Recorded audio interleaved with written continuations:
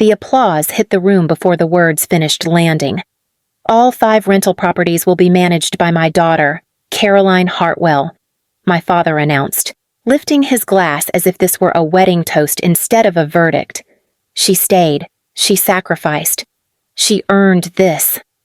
The clapping swelled, chairs scraping back as people stood. Someone near the bar whistled. My mother pressed a hand to her chest, eyes glossy with pride. Caroline's smile came easy soft, practiced, grateful in the way that always made adults lean closer and children fall quiet. I didn't move. I stood near the back of the room, hands folded, watching the story finalize itself the way it always had, clean, confident, unquestioned. The story in the video is a creative work by Revenge Sins. All characters and events are fictional, crafted to convey a humanistic message and the values of family. Caroline's voice carried over the applause once it settled. I just want everyone to know this isn't about control. It's about responsibility. Her gaze skimmed the room, pausing briefly where I stood. About keeping things together. A few nods. Someone murmured approval. My father took the opening. Lena chose her own path. A shrug followed, casual and dismissive. Caroline chose family. That word, family, hung there like a door closing. I felt my mother's eyes flick toward me, searching for a reaction. There wasn't one to find. Silence had always been my most reliable shelter. The family attorney, Thomas Keegan, adjusted his glasses near the front. His posture suggested ceremony, not scrutiny. Papers rested neatly against his briefcase. Unopened, Caroline stepped closer to the microphone. I know change can feel uncomfortable. A pause, gentle and reassuring. But nothing is being taken from anyone. This is just clarity. Clarity! My father nodded along, encouraged by the absence of resistance. Some people leave, he added, voice firming. That doesn't mean the family stops moving forward. A ripple passed through the room, agreement disguised as sympathy. I shifted my weight and took a step forward. The movement caught the edge of the room's attention, like a dropped fork. Thomas Keegan glanced up, expectant. My voice stayed level, quiet enough that he leaned in to hear it. You've reviewed the county records recently. The attorney blinked, a crease forming between his brows. His gaze dipped toward the briefcase, then back to me. Excuse me. The word landed wrong. Not offended, uncertain. My father laughed, sharp and quick. Lena, this isn't the time. Caroline's smile tightened. Just enough. We can talk later, she offered, warmth layered over warning. Let's not make this awkward. Awkward. That was the fear. Not wrong. Not unfair. Just awkward. I stayed where I was. It won't take long. A hush crept in, uninvited. Glasses paused midair. The bartender stopped wiping the counter. For the first time that afternoon, the room leaned toward me instead of past me. Thomas Keegan cleared his throat. If there's a concern, there is, I replied, letting the word settle without heat. And if you're listening, stay with me. The rest of this makes more sense when you hear it all. A few people exchanged looks. Someone near the window pulled out a phone, screen glowing briefly before dimming again. If this story touches something familiar, if you've ever watched a decision get made without you in the room, don't look away yet. Caroline's eyes held mine now, steady and unblinking. You don't need to do this. I know, I answered, finally meeting her tone. But I'm done being quiet when clarity is being handed out. My father opened his mouth, then closed it. For the first time in years, he didn't know which direction the room would turn. Neither did they. Caroline learned early how to stand in the center of a room without asking for it. I learned how to step aside without being told. At dinner, when we were kids, my father's attention moved in a predictable arc. How's work going? Caroline, he would prompt, leaning forward.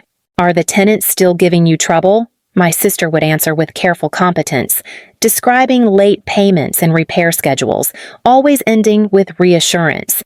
It's handled. My plate would cool while they talked. When my turn arrived, it came dressed as an afterthought, and you, my mother would add, already reaching for the salt. You're fine.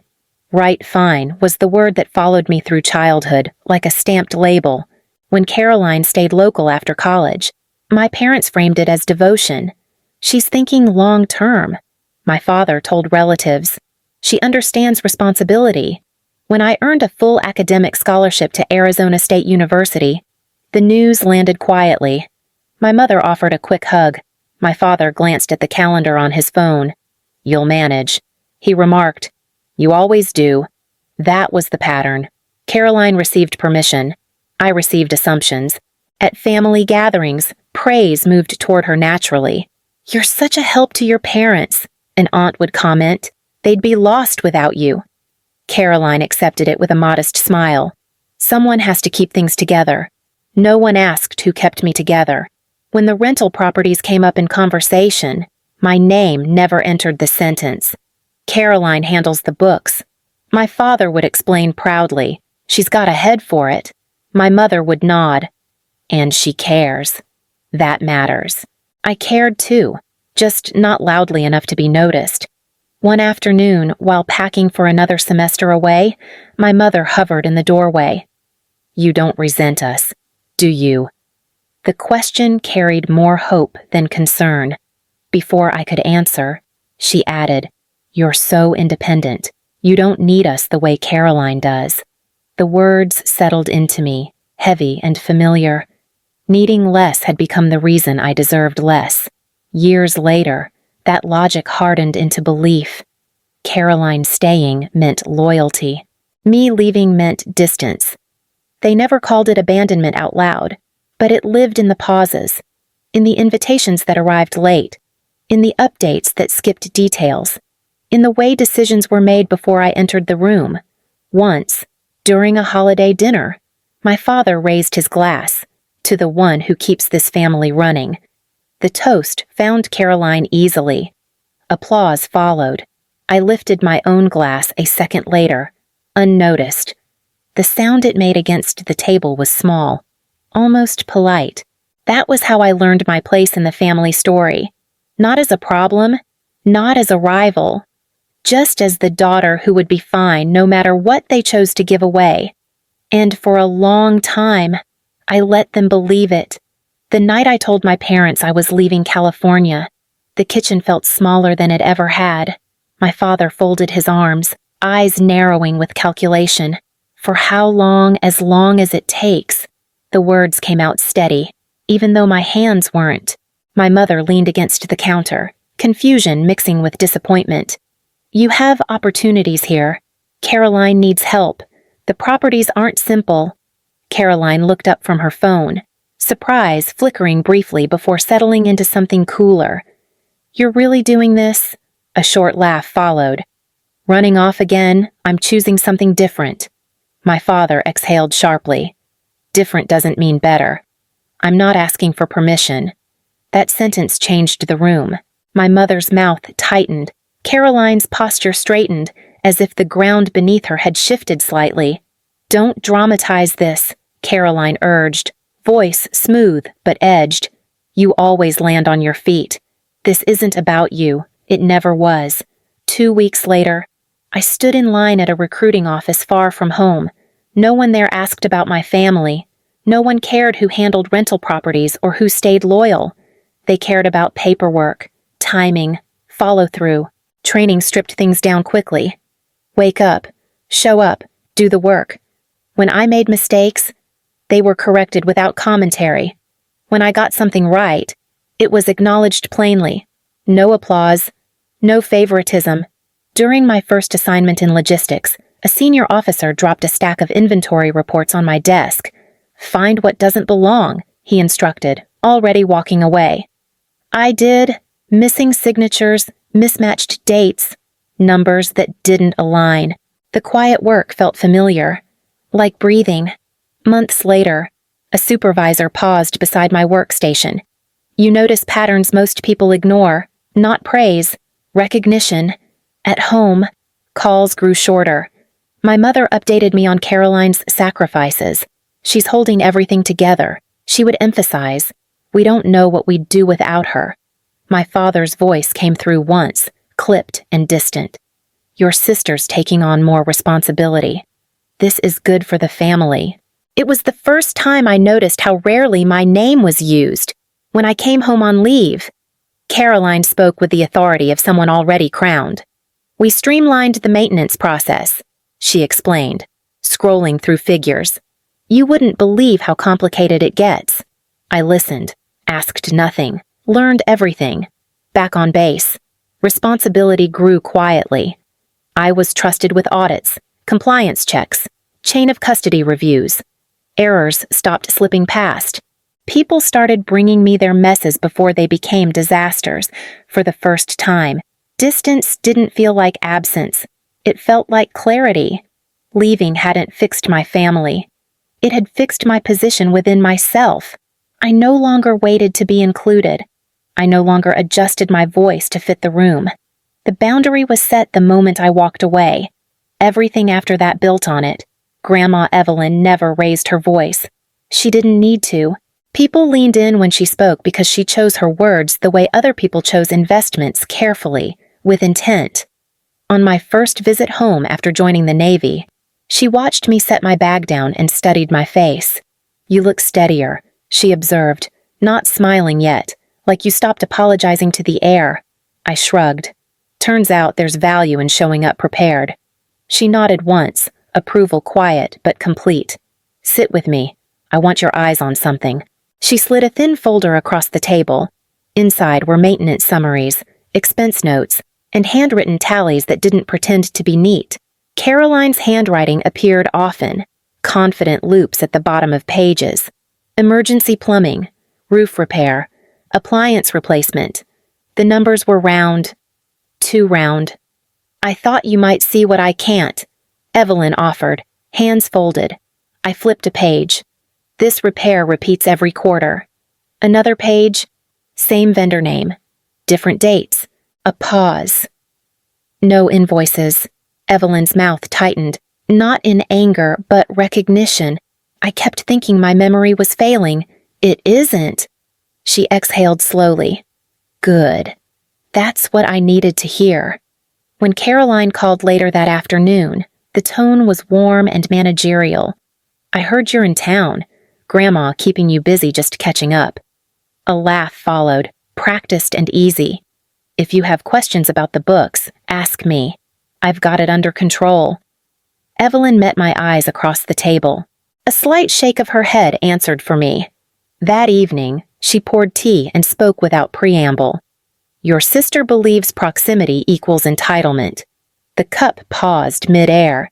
Your parents confuse comfort with competence. I waited. They trust her because she stayed. A faint smile appeared, edged with sadness. They don't ask what staying has cost.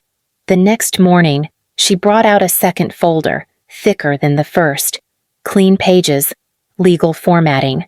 My name appeared once, then again, each time heavier than the last. This is a living trust, she explained calmly. It protects what I built from noise. My pulse quickened. You don't need to explain this to me. I do. Her gaze held steady. Because I'm not giving this to you out of sentiment. I'm giving it to you because you see systems, not stories. My name sat beneath the title successor trustee. 5 properties listed, addresses precise. She tapped the page lightly. These houses aren't prizes. They're promises to the people who live in them. What about Caroline? The name felt fragile in my mouth. Evelyn didn't flinch. She confuses effort with ownership. A pause. That belief will ruin her if no one stops it. Silence stretched. Dense, but not uncomfortable. I don't want to fracture the family, I offered quietly. Her hand covered mine, firm despite its age. Families fracture when truth is avoided, not when it's honored. Her eyes sharpened. Paper beats promises. Always has. By the time I left, the plan was set, not loudly, not dramatically, with signatures, witnesses, and patience. As I stepped out, she called after me. "We won't speak of this again unless someone tries to take what isn't theirs." I nodded, understanding settling deep in my chest. For the first time, someone had trusted me with the truth not because I asked for it, but because I was ready to hold it. Evelyn didn't rush the process. She never rushed anything that mattered. The attorney arrived the following Monday, a quiet man with a careful smile and a briefcase that stayed closed until invited. "We'll take this one page at a time," he noted, arranging the documents with deliberate precision. Understanding matters more than speed. Evelyn agreed. Nothing worth protecting should feel hurried. I sat beside her, pen resting between my fingers, listening as each clause was explained.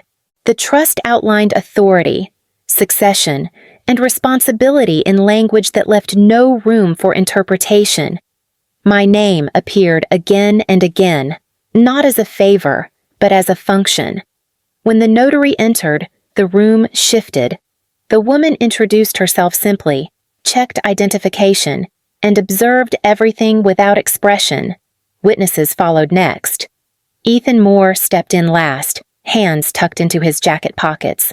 Posture unsure, but eyes alert. "I drove her here," he offered quietly, nodding toward Evelyn. "She asked me to stay." Evelyn reached for his hand. "I trust you to remember this accurately." Ethan swallowed and nodded. "I will." Signatures followed. Each page received attention. Initials landed where required. Dates were spoken aloud, repeated, confirmed. The notary pressed her seal into the paper with a sound that felt final, almost ceremonial. When it was done, Evelyn leaned back, fatigue touching her face for the first time. "This doesn't make you powerful," she told me, voice firm despite the weariness. "It makes you accountable." "I understand. I know." Her eyes softened. "That's why this works." Ethan lingered as the attorney packed up. "Should I tell anyone?" The question carried both loyalty and fear. Evelyn's answer came without hesitation. "No one." A pause. "Truth has timing. We wait for it." Weeks passed. Then months. At family gatherings, Caroline spoke with increasing confidence about the rentals. "We are stabilizing expenses. I negotiated better vendor rates. Things are finally under control."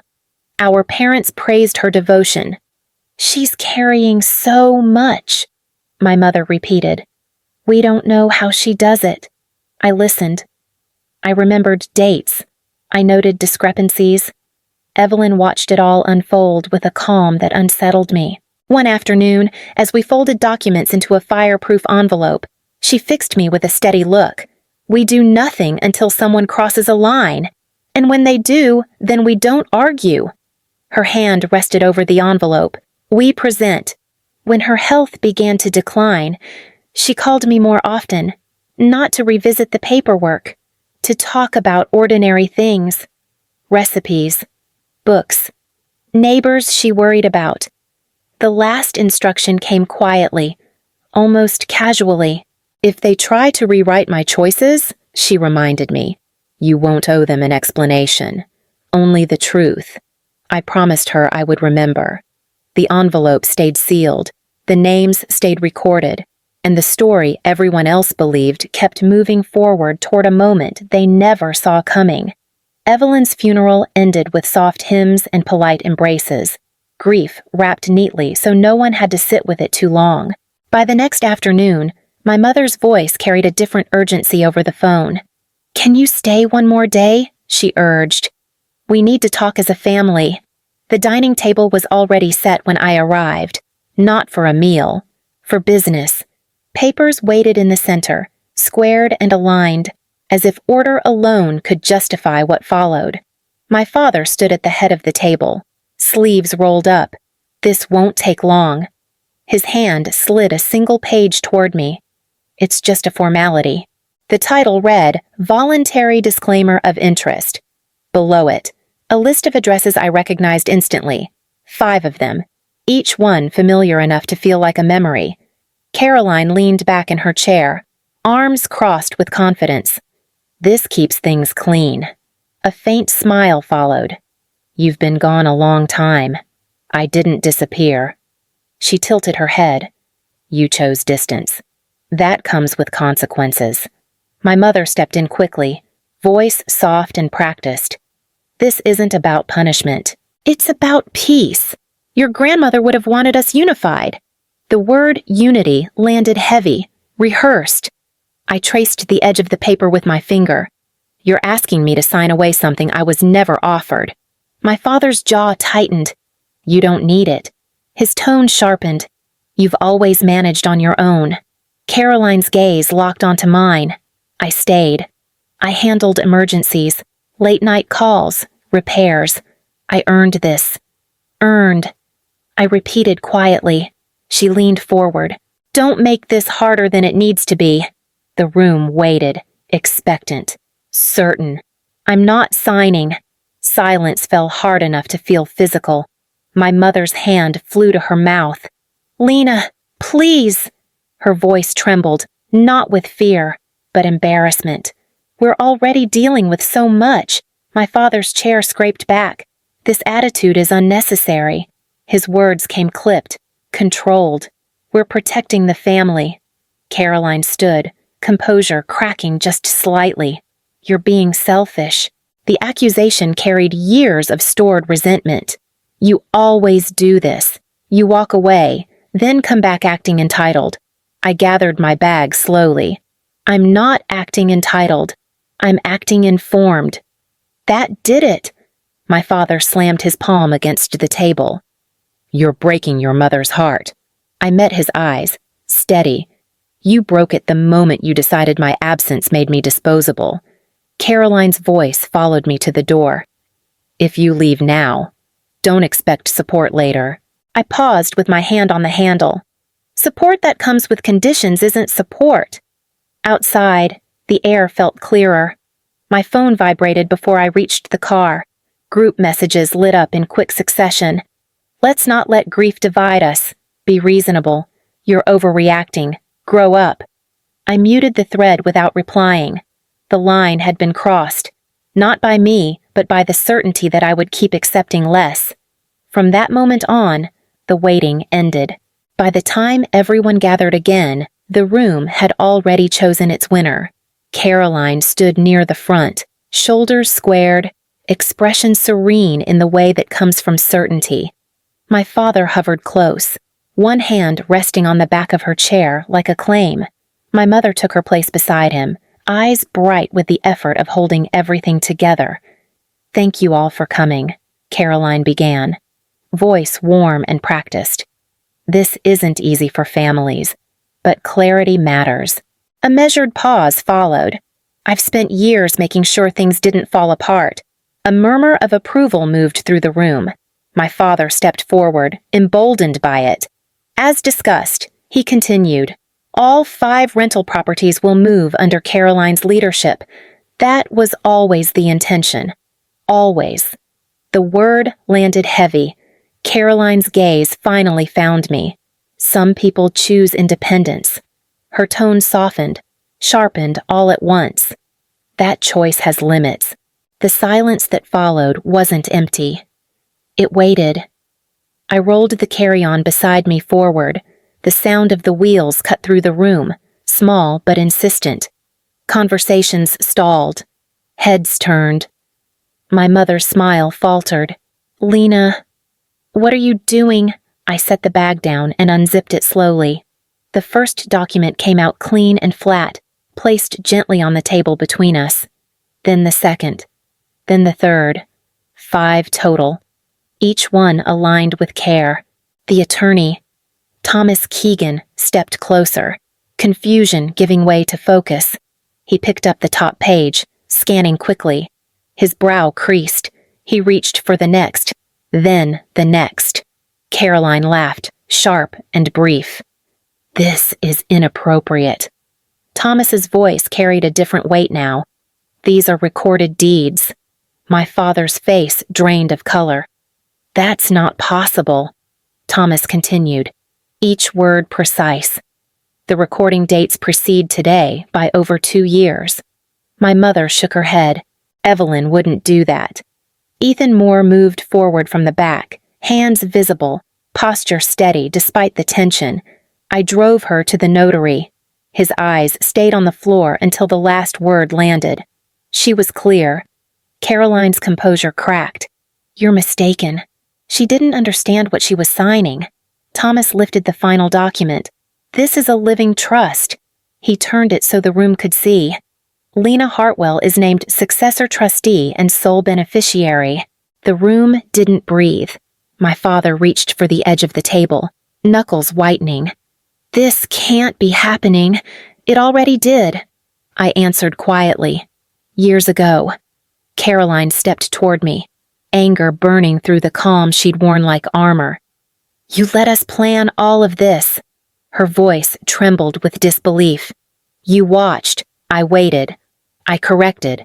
For someone, hold on. Need a void, I said. Use alternative." I replied quietly, etc. "Let's fix that line." I waited. My voice remained level. For someone to cross a line. Thomas closed the folder with a finality that echoed, "Legally, there is nothing to transfer." My mother sank into her chair. My father stared at the documents as if they might rearrange themselves. Caroline's voice dropped. Raw, now. "You think paper makes you better than me." I met her eyes. "It makes the truth unavoidable." No one applauded this time. No one spoke. The room had turned, and there was no pretending it hadn't. The fallout didn't arrive all at once. It never does. It moved quietly, the way truth prefers. Within a week, vendors stopped returning Caroline's calls. One sent an email copied to the wrong address by mistake. "We're pausing work until the ownership question is resolved." Another followed with less patience. "Our accounting flagged discrepancies we can't ignore." Caroline forwarded the messages to me, anger stripped of ceremony. "Fix this. I'm not responsible for the mess you built." Her reply came fast. "You're enjoying this. I'm correcting it." The bank reached out next. A compliance officer requested documentation for several expense reimbursements tied to emergency repairs, dates, invoices, proof. Caroline insisted everything had been routine. The tone shifted when routine couldn't be demonstrated. At dinner, my parents spoke in fragments.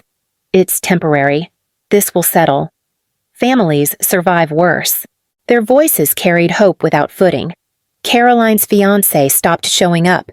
At first it was work travel, then unanswered calls. When he finally came by to collect his things, the exchange was brief. I didn't sign up for this kind of risk. He left the ring on the counter. Untouched. My father called late one evening, exhaustion cutting through his authority. "You didn't have to humiliate her." I didn't humiliate anyone. The words stayed even. I ended a lie. Silence filled the line. When he spoke again, it was softer. "We're selling the house." They moved into a smaller place a month later. No announcements, no farewell dinner. The neighbors noticed before anyone mentioned it out loud. I hired a new property management firm, a small team run by 2 women who asked hard questions and documented every answer. Repairs happened on time. Tenants stopped calling in frustration. One woman thanked me quietly in the hallway. "This feels stable now." Caroline tried once more, voice stripped of anger and dressed in familiarity. "We're sisters. We should talk. I'm open to honesty." A pause. Not to control. She didn't respond. The properties settled into rhythm. Income aligned with records. Costs made sense. The noise faded. No victory speech followed. No gloating. Just the steady, unfamiliar feeling of standing on ground that didn't shift beneath my feet. Power didn't change hands that day. It returned to where it belonged. My father chose a diner off a quiet road, the kind of place that refilled coffee without asking. He stood when I arrived, then hesitated, unsure whether standing still meant anything anymore. "Thank you for coming." His voice carried restraint, not authority. We slid into the booth. The waitress poured coffee.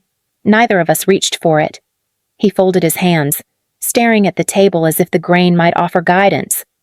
I spent a long time convincing myself I was protecting the family. A breath. I confused loyalty with control.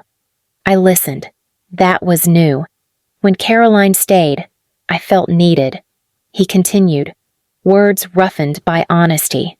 When you left, I told myself you didn't need anything. That story made it easier. It made it cleaner.